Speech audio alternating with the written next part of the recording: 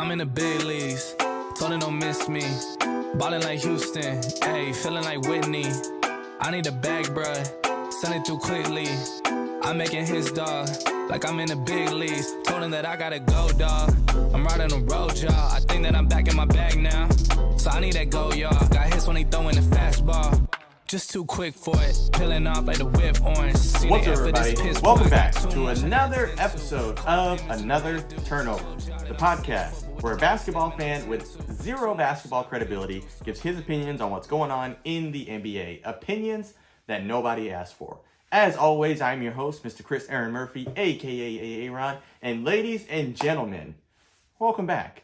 It is the first episode of 2022. I went on a little extended holiday break. I was only anticipating taking off a couple weeks, and a couple weeks turned into 3 weeks, and then 3 weeks turned into nearly 4. But we're back. We are back and better than ever. I hope everyone had a wonderful and safe Christmas. I think the last episode I had was like December 12th or 14th or something like that. I hope you had a safe New Year. I hope, you were able to get together safely with family and friends and just share a good time. I know we did. We had family come from out of town down here to Houston, and then we had some friends for New Year's and all that good stuff. So it was a good time. But I am excited to be back and talking NBA hoops with all of you. So without any further ado, for the first time in 2022, let's just jump right into it. So, folks, I want to get into some news around the association. So let's go there first. So let's talk about my guy. Let's talk about Kyrie Irving. So Kyrie Irving made his long-anticipated debut, his long-awaited debut this season against the Indiana Pacers. You're listening to this on Friday, so it would have been 2 days ago. So it's on Wednesday. So we all kind of know the story of Kyrie Irving and what's basically happened with him this season. So, he decided not to take the vaccine, for a number of different reasons that, which is well within his right. But his decision came with a consequence. New York City has a mandate that basically says all the players playing for New York City teams have to be vaccinated to play in indoor facilities. So that basically was not Kyrie Irving. So the Nets, in response to that, basically didn't want Kyrie Irving until he could be a full participant with the team. And because he was not able to be a full participant, he basically had to sit home. So that's kind of the story. We've kind of talked about that a few times on the show. And now the Nets, without Kyrie Irving, they were able to, be the number 1 seed, for a while. They are currently the number 2 seed behind the Chicago Bulls, but they got a respectable record. I mean, they're 24-12, so it's not like they were, completely falling apart without Kyrie Irving. So they're playing well, but, obviously with the addition of Kyrie, it makes them better. It doesn't, take away from what they're doing. So it seemed as if in that game against Indiana, based off what I saw, seemed as if Kyrie Irving's debut was going to be soured a little bit. He definitely has to get, that NBA conditioning back. You could kind of see that. And it might have been, a little, maybe not necessarily nervous, but a little jitters, when his first coming in, because he didn't start off all that strong. But it seemed as if the debut would kind of be soured. The Nets were down as much as 19 points all the way in the fourth quarter. But Kyrie Irving, we know him to be the closer. Obviously he has been on a number of different teams where, hey, like we need a bucket. Kyrie Irving is your guy. I mean, just ask, 2016 LeBron James. So, but he scored 10 of his 22 points in the fourth quarter. So like I said, Kyrie Irving helped seal the deal and come back in that game. So now KD also had himself a night. He had a pretty monster night, actually. Looking at the stat sheet, 39 points, 8 rebounds, and 7 assists. So the Nets were able to bounce back and win after a 3-game skid, 129-121 against the Indiana Pacers. So Kyrie Irving is back. The big 3 in Brooklyn has finally come to fruition and is playing together this season. So the question that I wanted to raise, or that brings up with Kyrie Irving returning, is with Kyrie, are the Nets the heavy favorite after everything that we've seen so far from the season? I know they were kind of the heavy favorite going in, but that was obviously before we knew everything about, Kyrie Irving and James Harden's injury and all that stuff. But based off what we've seen, are the Nets the heavy favorite in the NBA? I would say, if I had to answer that question, I wouldn't consider them a heavy favorite, even with the addition of Kyrie Irving. In the Western Conference specifically, if we're looking at the West, Golden State and Phoenix, I would say match up pretty well with Brooklyn overall. They would be a tough finals matchup for Brooklyn to overcome. Could Brooklyn beat either Phoenix or Golden State in a 7-game series? Yeah, more than likely they could, but it wouldn't be easy, I would say. But not even counting the West, that's assuming if Brooklyn makes the finals. But what about in the Eastern Conference? Like, the Eastern Conference is no cakewalk like it was in years past. The East is a lot tougher than people, tend to give it credit for. I mean, look out in the East. You have Milwaukee. They are the defending champions for a reason. Their big three, when they are all playing and they are all healthy, I think they've only lost like 3 or maybe 4 games this season. So when their big three is intact, Giannis Antetokounmpo, Drew Holiday, and Chris Middleton, they are a force to be reckoned with. And they beat, Brooklyn, obviously minus, Kyrie and a pretty much minus James Harden too. But Milwaukee is still formidable. They are the defending champions until someone else wins it. But we can't discount Chicago. They are much better than I anticipated. I figured they would be good. I had them, I think 6 or 7, if I'm not mistaken, going into the season, making the playoffs. But they are playing really well. DeMar DeRozan is having an MVP caliber season. He definitely should be in consideration for that MVP award so far in the still relatively early part of the season. Miami is going to be a tough out. I mean, they got a team of dogs. So I don't see anybody beating them easily, including Brooklyn. And then Philly is slowly but surely starting to come into their own. I mean, Joel Embiid is playing really, really well. He seems very healthy. When he's down on the block, pretty much no one in the league can stop him, but he pretty much does it all. He's decent from the perimeter, decent shooter. Back to the basket, face up. He can pretty much do it all defensively. So that's gonna be tough. Philly just beat Brooklyn, I believe. It was late last week in one of the games, either ESPN or TNT. I can't exactly remember. But they're all going to be formidable opponents for Brooklyn in the Eastern Conference. You got Milwaukee, Chicago, Miami, and Philadelphia. So I don't see Brooklyn beating any of those teams easily. Can they beat them? Yes, absolutely. With the big three, with James Harden, Kyrie Irving, and Kevin Durant all fully healthy, they can beat anyone in the East, but it's not going to be a cakewalk. So I think they're going to have to battle Brooklyn. So I wouldn't say they're the heavy favorite. Would I give them a slight favorite? I think that would be more fair to say, but I would not consider them the heavy favorite, even in the Eastern Conference, but including the West as well. I wouldn't say they're the heavy favorite, but so that's pretty cool. Kyrie Irving is back. It's really good to see Kyrie Irving playing basketball again. I hope that he becomes a full participant sometime soon, whether that's through his vaccination status or a change in the New York City mandate. We shall see. But I definitely want to see more Kyrie Irving playing basketball. Arguably the greatest handle that the NBA has ever seen. But let's move on. Let's move on around the association. I want to give some love to Ja Morant. I want to talk about Ja Morant for just a little bit. I'm all about giving people their flowers while they are able and alive to smell them. Let's talk about this. His last 5 games, I was looking at the box scores for his last 5 games, are incredible. So on the 27th, they played Phoenix. Phoenix, one of the better teams in the Western Conference. He had 33 points. Against the Lakers in a win on the 29th, he had 41 points, 10 rebounds. Unfortunately, against my San Antonio Spurs on New Year's Eve, he put in 30 points.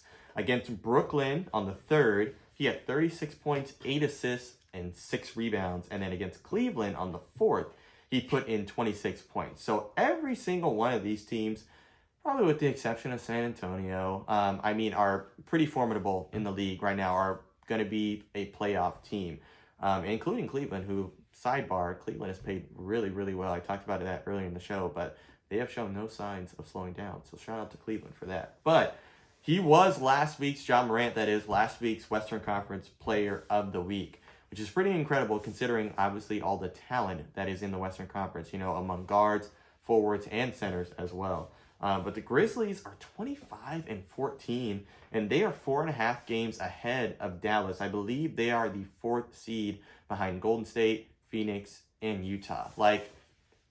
I did not see this from the Grizzlies as of yet. They're still young. But they are just, I mean, I know they don't have, they're not the grindhouse anymore like they used to be with Marc Gasol and Mike Conley and all those dudes, Zach Randolph. But that culture is still there. Like, Ja Morant is an incredible leader at such a young age. He came in like with that attitude, like, hey, I've arrived. Like, what are you going to do about it? Like, he is playing incredible. There was, I was watching one of the, shows on ESPN or whatever, and they were talking about, MIP considerations, which I don't know if that's ever happened in somebody's second year. I'm sure it probably has. I didn't actually explicitly check on that, but he is playing incredibly well. The Memphis Grizzlies are going to be a problem in the playoffs this year, and I would say that they're going to be a problem for years to come in the NBA because of Ja Morant's leadership. Also with, on the Memphis Grizzlies, you have Dylan Brooks, you have Jaren Jackson Jr., Kyle Anderson, Slow-Mo, former San Antonio Spur, who is pretty good in their rotation. So Ja Morant, like I said, I wanted to give him his flowers. He is playing phenomenally, and I cannot wait to see what else happens with him. But let's move on. Let's talk about the Dallas Mavericks legend, Dirk Nowitzki. This past Wednesday, it was, getting his jersey retired. Number 41, hanging up in the rafters in Dallas. This was really cool to see. I mean, obviously as a San Antonio Spurs fan, the Mavericks are rivals.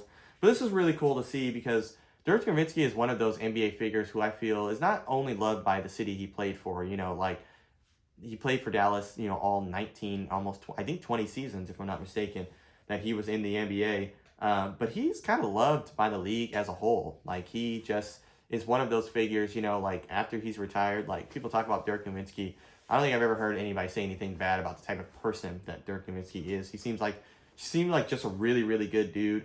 I, for one, was a Dirk Nowitzki hater growing up until 2011, and we all know what happened in 2011 when they had one of the best championship runs of any NBA team. I would put that 2011 finals run of the Dallas Mavericks, probably top 5 all-time finals runs in the NBA history, in my personal opinion. Them beating the Big Three, Miami, when they had no business beating that team whatsoever, in 6 games for that matter, with Dirk Nowitzki leading the pack, Jason Terry, Sean Marion, Jason Kidd, JJ Barea, like all those dudes, like that was an incredible finals run. And him winning that championship and winning finals MVP, Dirk Nowitzki is, he gained my respect that day, and every time after that, even though I rooted against him whenever they played San Antonio, like, he had my respect for that finals run. That was one of the greater runs that I had ever seen. But now a coworker raised an interesting question to me. I mean, filming this Thursday night earlier today, he asked me if he is the greatest international player that the NBA has ever seen. And we were talking about it for a little bit, and I was like, I mean, obviously he's in the conversation. You could make the argument that he is the greatest international player we've ever seen. But that's kind of tough because, you have Manu Ginobili in that conversation, a 4-time champion, multiple Six-Man of the Year award winner. You have Pau Gasol, who's arguably in that conversation, 2-time NBA champion, played really, really well in Memphis as well as the Los Angeles Lakers with those Kobe Bryant Laker teams. Can you put Giannis in that category as one of the greatest international players? I would say so, because, Giannis at 26 is an NBA champion, finals MVP, back-to-back MVP award winner, defensive player of the year, multiple-time All-Stars, multiple first-team All-NBAs. Like, his resume at 26, and obviously he's got a hopefully long and healthy career to go, his resume at 26 has to put him in that conversation as greatest international player of all time, at least one of. But me and my coworker, came to our senses when we were thinking about international players, and people often forget about Hakeem the Dream Olajuwon. He probably has to go down as the greatest international player the NBA has ever seen. 2-time champion, 2-time finals MVP, defensive player of the year. I believe he won a regular season MVP as well, if I'm not mistaken. He is an all-timer. Multiple-time All-Stars, multiple first-team All-NBA, first-team All-Defense, all that stuff. Hakeem Olajuwon, the Dream, was one of the greatest players. This is how good Hakeem Olajuwon was for, for the people that, are not basketball historians. But Hakeem Olajuwon, or the year that Michael Jordan got drafted 3rd overall in the NBA. And people don't often have an issue with that. And why is that? Because the number 1 draft pick that year was Hakeem Olajuwon. And pretty much nobody disputes that because of how great Hakeem was. So I would probably say if I had to choose one as the greatest international player of all time, it probably is Hakeem Olajuwon. But there's another question, and this is and that's no disrespect to Dirk Nowitzki. I know we're talking about Dirk Nowitzki, but I would have to give the edge overall to Hakeem. But this raises another question: that where does Dirk Nowitzki rank all time among power forwards in NBA history? And I was taking a look, and I was like, man, who are some of the greatest power forwards that the NBA has ever seen? And there's a few that I this is my personal ranking. You can disagree with it if you want, but I would say obviously the number 1 is obvious. And if you argue number 1, you don't know anything about basketball. Like Tim Duncan is the greatest power forward the NBA has ever seen. 5-time champion, 2-time, 3-time Finals MVPs, 2 regular season MVPs, Defensive Player of the Year. Like Tim Duncan is the greatest power forward of all time. Excuse me. If you think differently, you're just wrong. Now, second and third, I struggled with. Second and third was kind of hard for me. I ended up going with second. I ended up giving a slight edge to Kevin Garnett, mainly because him and Dirk both have 1 championship. Kevin Garnett definitely gave a bit more on the defensive end than Dirk Nowitzki ever did. Dirk Nowitzki, I would say, was better offensively overall, but as a entire package, I would definitely give a slight edge to Kevin Garnett. But Dirk Nowitzki, I have right behind Kevin Garnett, and you can make the argument they could be interchangeable. Like, I'm not super picky on that. I would say Karl Malone I'd put at the 4th spot on, he didn't win a chip, but, one of the greatest players that we have seen at the 4th spot. Charles Barkley as well. One of the top power forwards we've ever seen. As well as an honorable mention I want to give to Kevin Mchale. People often sleep on Kevin Mchale. 3-time NBA champion, along with those Larry Bird Boston Celtics team back in the 80s. Kevin Mchale really paved the way for, I believe, a lot of the versatile bigs that we ended up seeing later on, especially with his footwork. Kevin Mchale, if you watch some highlights from Kevin Mchale and his footwork, like Kevin Mchale was a bad dude back in the day. So I gave him an honorable mention as well. But Dirk Nowitzki, top 5 easily all time, top 3 power forward that we have ever seen, and one of the greatest international players that we've ever seen. But another piece of news around the association, we got Klay Thompson is expected to return this Sunday versus the Cavs, and I am pretty excited because I'm hoping that he is able to return to form, at least 70 to 80% of what he was. Like, I really can't wait to see, just see him back in the court. It'll be really, really exciting. I think the Warriors, oh my gosh, I can't even read my writing here. Warriors. I put the Warriors are going to be scary if Klay Thompson gets back to form, along with James Wiseman, and they get them back in the starting lineup and basically keep the pieces around them flowing like they have. They're going to be pretty scary because they're already number 1 in the West. So, I mean, it should be pretty interesting to see what happens. Plenty of time for Klay Thompson to really get back into game shape as well. I mean, obviously conditioning, outside of, playing basketball games, from what obviously everyone has told us, is different from actually being in NBA game shape. So, but I'm just excited. I'm excited to see Klay Thompson back because it has been way too long, over 2.5 years since we see Klay Thompson on the basketball court. But let's talk about marquee matchups for the weekend. So this coming weekend, got a pretty good slate of NBA games. I'm going to go through games for tonight, for Friday, tomorrow for Saturday, and then for Sunday, and give my predictions. Like I talked about last month, I am above 500 in all my marquee matchup NBA predictions. So your boy knows his stuff. So listen to what I'm telling you. So let's talk about Friday's game. Let's talk about tonight's game. You got the Milwaukee Bucks taking on the Brooklyn Nets in a rematch from last year's Eastern Conference semifinals. I am going to go with the Milwaukee Bucks in this game. I think the Milwaukee Bucks will take it. Obviously, there's going to be no Kyrie because this is a home game for the Brooklyn Nets. So no Kyrie. I'm giving the edge to the Milwaukee Bucks. But for Saturday's game, the game I picked out, Miami Heat taking on the Phoenix Suns. I think this should be a pretty good one. Now, I do believe that the Miami Heat are playing without Jimmy Butler, if I'm not mistaken. So I'm going to give the edge to the Phoenix Suns, and I'm going to say the Phoenix Suns win this at home. And then for Sunday's game, the Memphis Grizzlies taking on the LA Lakers. This will be a rematch from about a week or so, less than a week ago, when the Grizzlies beat the LA Lakers. I believe it was in Memphis, if I'm not mistaken. I could be wrong about that. But I'm actually going to pick the Lakers to win this game. LeBron James has been playing incredibly well. And obviously everybody knows me to be a certified LeBron James hater. But I'm going to pick them to win this game. And watch, I bet you they lose. And I will regret it. But we'll see what happens. But those are the 3 games that I have chosen for the marquee matchups. I got Milwaukee over Brooklyn Friday, Phoenix over Miami Saturday, and, the Lakers over Memphis on Sunday. But, ladies and gentlemen, that is all the show I have for you today. Again, as I always say every single show, thank you so much for listening. Thank you so much for listening in 2021, and now you're here in 2022. I appreciate you, and I love you. I hope you have a fantastic weekend. I hope you stay safe. Do all the things that you want to do. But I will see you, like I mentioned last month before we went on holiday break. I will be sticking to every Friday now instead of Tuesday and Friday. But the last Tuesday of the month, I will be doing kind of a recap of the month and talk about the season. So I shall see you next Friday. Take care.